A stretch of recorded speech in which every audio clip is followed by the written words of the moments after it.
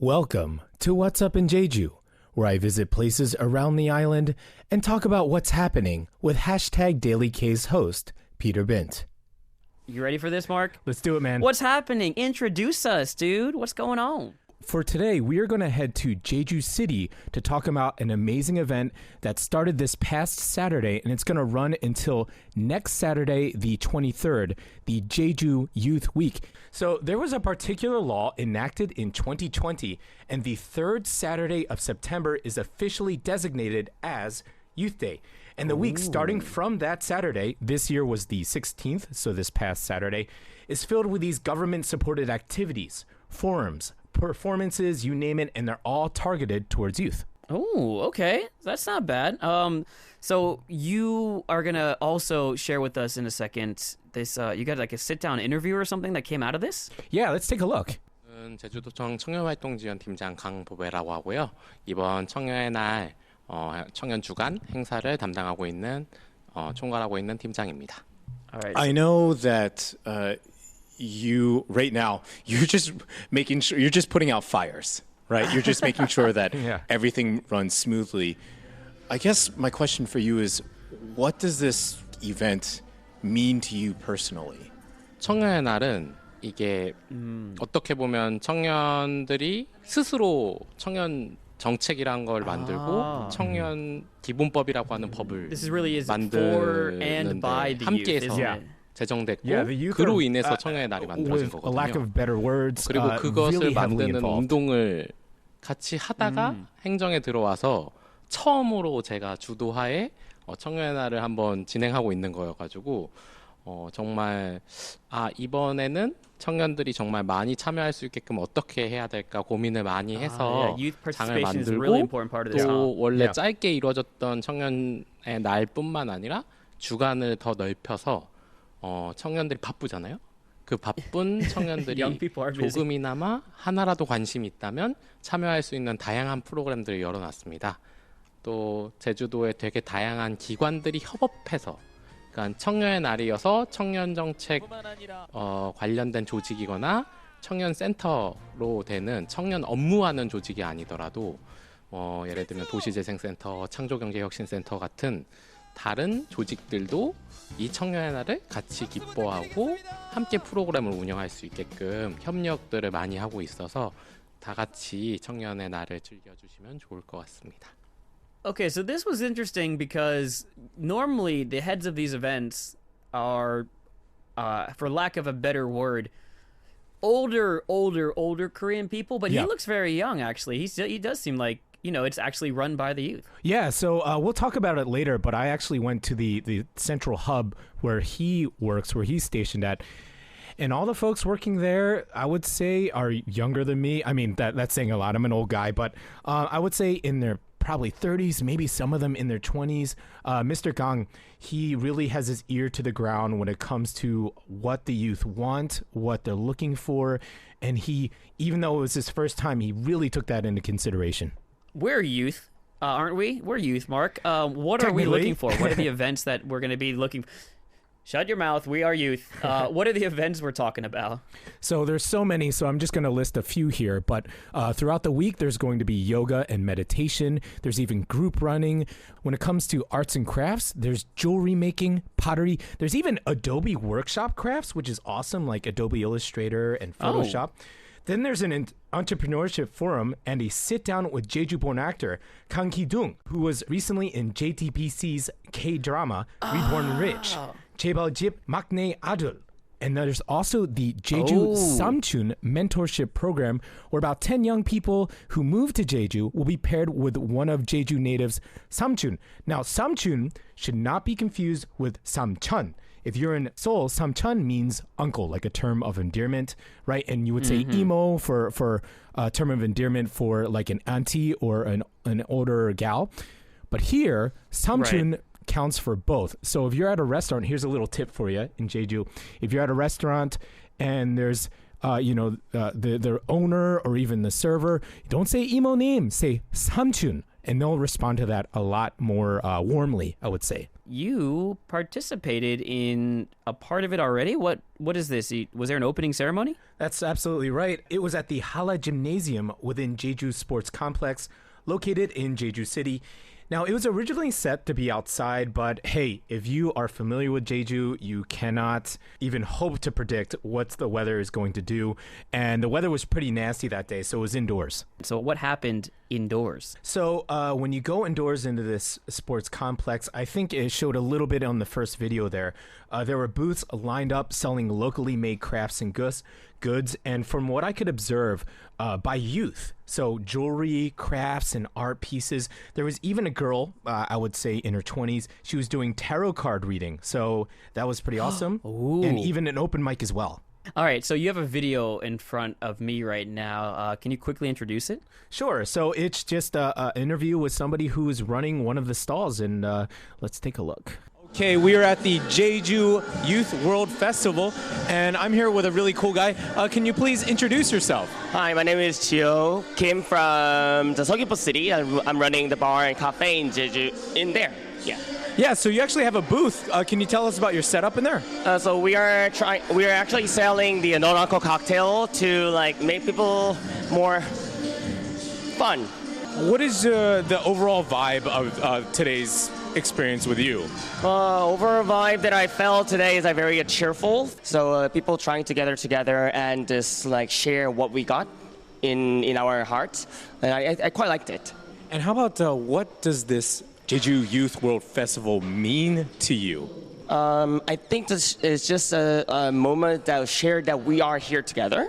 Because we are living in some moment that we don't know we're living in the same era, but especially in Jeju Island. I'm living in the southwest, and I feel like there are not much young people, only kids because I'm living next to the global education city.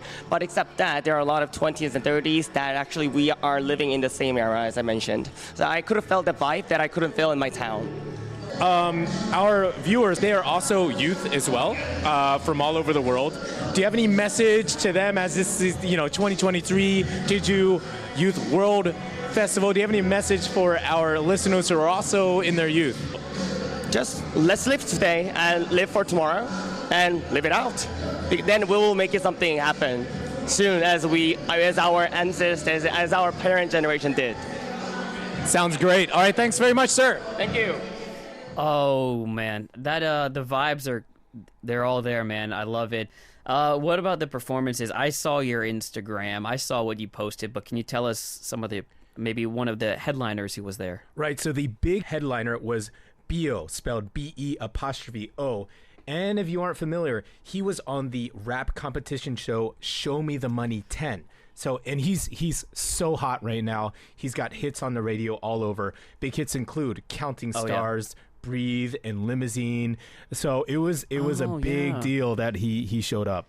It seemed like a really good time, and I guess we still got stuff going on until next Saturday. But another thing that was mentioned to me was about this quiz that's going on right now. This Jeju quiz, right? Right. So it happened during the festival, and it was an interactive online quiz asking the audience about Jeju-based questions.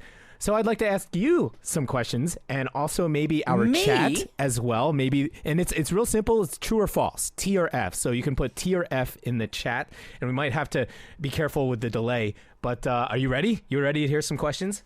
Okay, so I do not have the answers in front of me. So when I say the answer, it is an actual guess to the best of my knowledge. Yeah. Everyone, get ready to participate. Let's do it. Ready? Question number 1. There are dormitories in Seoul for Jeju students who are studying away from home. True or false? That's question number 1. Question number 2. There are a total of 12 5-day markets on Jeju Island. True or false? Now, I want to clarify, 5-day markets are not markets, outside markets open for 5 days in a row. They're actually regional markets around the island that are open every 5 days. Question number 3. Jeju Island has 4 UNESCO World Heritage Sites.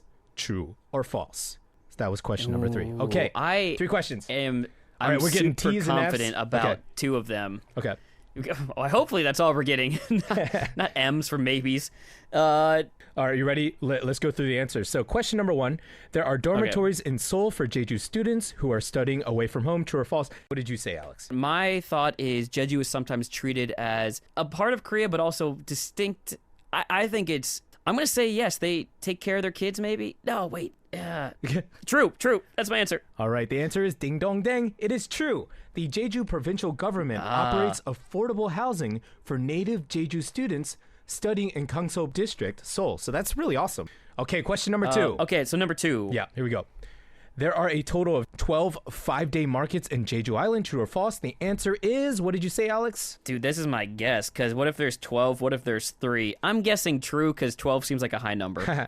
The answer is false. There are a total of 10 5-day markets. Oh, see, come on. That's still a lot. Oh, because you added the... Yeah. Did you try to trick us by adding the Sogwipo market and the Jeju market and be like, those aren't count as part of Actually, the you should 12. blame JY. She's the one who made the question, so you can. I do blame her. Yeah. Okay. Okay. Question 3. Final question. Jeju Island has 4 UNESCO World Heritage Sites. True or false? Oh, that answer has got to be false because I bet it's like some ridiculously high number. It's actually true. It is the Seongsan Sunrise Peak, the Gomun Odum, the Manjangul lava tube, and of course Halasan. So hey, that's still a lot though to have 4 UNESCO World Heritage Sites. That's crazy, actually. You know what? I was mixing it up because I was like adding not only the heritage sites but also like kind of the heritage use, like the actual relics sometimes. Oh, and that number goes up to the hundreds. Right? Yeah. Even places, yes. Yes, places. So that's places correct. that actually makes sense now. Yeah. So I gotta let's see. Well, that's worse than an F. That's a 33% for me. Oh man. Well, you got to come down and you have to learn more, I guess, or tune in. Learn Alex. more. Oh, I could tune into myself. Oh, to you every week. To me, not to you. Yeah, I guess I could do that. You goof. Well, I'm on now. I can't. Yeah. I actually was just watching the video JY posted on her Instagram of you actually dancing at that little concert there. I saw that. You in your backpack looking all like a youth college kid. Hello, fellow children. I am also a children. We're so young. We're so hip. What's up? Yeah. All right. You had a conversation with Mr. Kong earlier, and you had the opportunity to explore the youth hub in Jeju. Tell us a little bit about that. Right. So I want to talk about how, of course, this annual week-long event, it's amazing, but folks should understand, especially youth should understand, that amazing youth-focused services are available year-round at the Jeju Youth Center in downtown Jeju City. Mm-hmm. But the thing is, after my interview with Mr. Kang, I was just like, now wait a minute, because I needed some B-roll for my footage, and I was like, whoa, I want to learn more about this space, because the more I took video, I'm like, people need to know about this. Okay, so what are the services though for like youth people, us youths?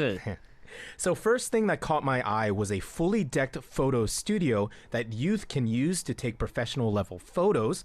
It's got all the lighting, it's got all the stands and everything. And there's also conference rooms, even a large lounge space filled with books and board games. It just feels very inviting and safe for youth. But for this next image, I would like to show you this one. This one is really cool. Let's take a look at that picture. It's already up right now. Yeah. It looks like this is neat. So this is... See, I was expecting, I'll be honest, I was expecting, like, it says youth. I was expecting, like, kid stuff, like, arts and crafts. Like, not kids, but they're bringing youth up to the professional level here. That's pretty cool. Yeah, exactly. So if we look at this photo, what we're looking at is a suit rental studio for young men and women where they can rent out business attire for job interviews. You can see in that photo, there's suits, ties, shoes for men and women, suits for women as well, and they're all dry cleaned and pressed. There's a mirror, there's a whole setup, and I think that stuff like that is that's an amazing service that I would never even think of, but I think it's a really wonderful thing to have for these young adults, men and women, going in for a job interview. Jeju is a special place, and for anyone who hasn't been there, like, the first time you and I did that one stretch along the Olekil Trail, Yeah. I realized, like, man, you don't need to go. The stereotype is Hawaii, but like Jeju is gorgeous. And it's a special place not just because of the views, but the people as well, the history. You even get to live amongst the people yourself, right? You're not living in like I don't know, an overpopulated city area. You're with the Jeju people too, and so I think that's really special. Give us your final thoughts and reflections on everything you learned, and also about Jeju itself. When we think of Jeju, we think of Halasan, we think of just the food and places. But I'm very thankful for being with you today to talk about these things, because it's kind of forcing me to go out, and it starts with the people, right? So I'm meeting all these amazing folks, trying to make this work, trying to showcase the island, trying to hustle, and they're all brilliant. And I'm very fortunate to just get to meet and talk with them. The fact that they take a slot out of their busy day to sit down and chat about something that they're very passionate. Mr. Kong is incredibly passionate about this project, about this week, and about the center. It's just wonderful to sit down with these folks. It's about the people. Yeah. All right. Well, I'm just going to go ahead and do this right now. The Corner has been sponsored by JDC, which is creating a free international city that resembles nature, embraces the future, and reaches the world. Thank you for everything that you've brought to us today, and I will be sure to listen to you the next couple of Tuesdays as well.